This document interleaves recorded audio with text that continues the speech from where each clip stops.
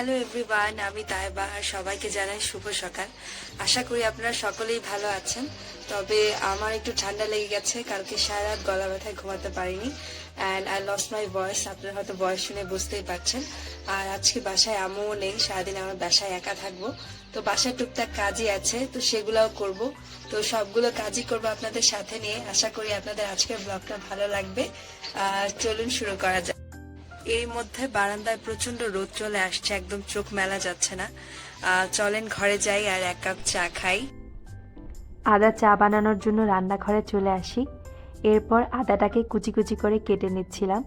আদা চা কিন্তু গলার জন্য খুবই ভালো, এটা গলাকে আরাম দেয়। আর এমনিতেও আমার আদা চা খেতে ভীষণ ভালো লাগে, তাই আমি এই চাটা প্রায়ই খাই। আমি এখানে অনেকটা পরিমাণ আদা নিয়ে নিয়েছিলাম চা খাওয়ার জন্য। আরেক পাশে আমি পানি গরম বসিয়ে দিয়েছি চায়ের জন্য। তো গরম পানিতে আদাগুলা দিয়ে দেই, এর সাথে দিচ্ছিলাম লবঙ্গ, এলাচি। আমার গলা ব্যথার জন্য এই ধরনের একটা চা খুবই উপকারী। আর আমি চাটা মোটামুটি বেশি করেই বানিয়েছিলাম।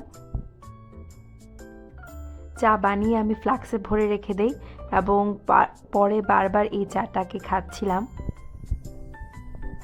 এরপর বারান্দায় চলে আসি এক কাপ চা হাতে। সকালের সুন্দর ওয়েদারে এক কাপ চা হাতে চা খাচ্ছিলাম আর গাছগুলোকে দেখছিলাম। এর সাথে আমি গাছগুলোতে একটু পানিও দিয়ে দেই। এটা আমার প্রতিদিনের একটা কাজ, সকালে ঘুম থেকে উঠেই হাতে চা নিয়ে গাছে পানি দিতে আসা। আজকের ওয়েদারটাও ভীষণ সুন্দর ছিল, মনে হচ্ছিল সারাদিন ভালোই রোদ থাকবে, কারণ সকাল থেকেই একদম রোদ উঠে গিয়েছিল। আমার গাছগুলোকে আপনাদের সাথে শেয়ার করছি। এটা একটা ইনডোর প্ল্যান্ট আর এটা আমার খুবই একটা পছন্দের গাছ, আপনাদের প্রায়ই আমি এটা দেখাই। এরপরে একটা লাল জবা ছিল, যেটা এইবার প্রথম ফুটেছে। এরপর বাসায় চলে আসি রুমের ভিতরে এবং ঘরটা একটু পরিষ্কার করছিলাম।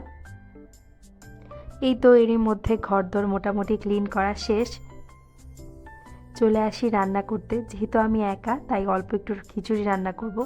এটাই সবচেয়ে সহজ অপশন রান্নার জন্য, আর এটা আসলে কোনো ঝামেলা ছাড়াই হয়ে যায়। যার কারণে আমি এখানে পোলাওয়ের চাল, 2 রকমের ডাল, মরিচ আর পেঁয়াজ কেটে নেই। এর মধ্যে দিয়ে দিচ্ছিলাম হচ্ছে তেল আর লবণ। ভালো করে এগুলো সব একসাথে মাখিয়ে নেই এবং মাখিয়ে মোটামুটি ভালো করে মাখানো শেষে আমি এটাকে পানি দিয়ে রান্না করে ফেলি। এই ধরনের খিচুড়ি রান্না করা খুবই ইজি, খেতেও মন্দ হয় না, একা খাওয়ার জন্য একদম ঠিক আছে। আর এই ধরনের খিচুড়ি আমার ভালো লাগে।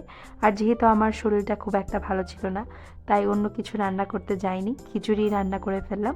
তবে এটা খেতে কিন্তু ভালোই হয়েছিল। ভালো করে মাখানো শেষে আমি এটাতে পানি দিয়ে দিব। পানি দিয়ে আমি রান্না বসায় দিব।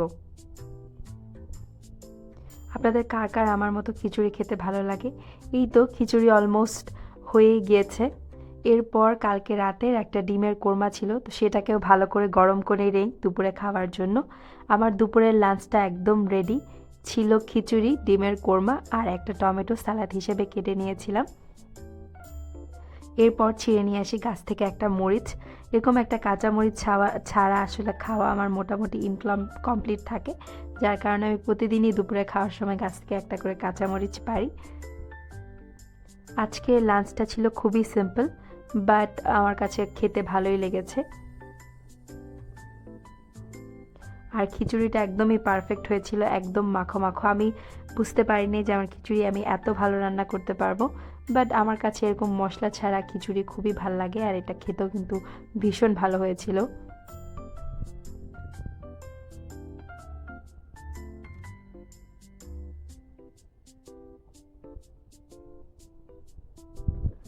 দুপুরের লাঞ্চ শেষে বিকালে একটু ঘুমিয়ে গিয়েছিলাম। ঘুম থেকে উঠেই এক কাপ চা নিয়ে বসি, কারণ ঘুম থেকে উঠে গলাটা আরও প্রচণ্ড ব্যথা করছিল। এরপর ছাদে চলে যাই। ছাদেও কিছু গাছ আছে, সেগুলোকে পানি দিলাম। আজকের ব্লগটা এই পর্যন্তই। আশা করি আপনাদের ভালো লাগবে।